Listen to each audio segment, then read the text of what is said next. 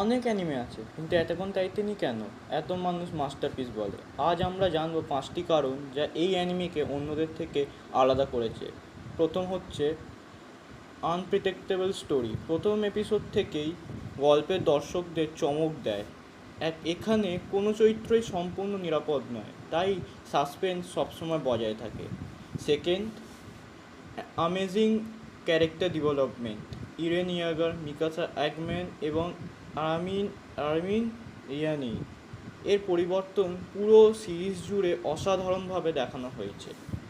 Deep themes, স্বাধীনতা, যুদ্ধ, প্রতিশোধ, ঘৃণা, মানবতার মতন জটিল বিষয়গুলোকে খুব সুন্দরভাবে তুলে ধরেছে।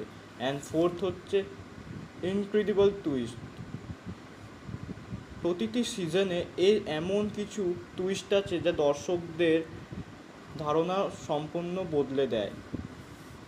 আর ফিফথ হচ্ছে একদম last, sound track, animation, epic music এবং অ্যাকশন সিন প্রতিটি মুহূর্ত আরও স্মরণীয় করে তুলেছে। অ্যাটাক অন টাইটান শুধু একটি অ্যানিমে নয়, এটি এমন একটি গল্প যা মানুষের চিন্তা করতে বাধ্য করে।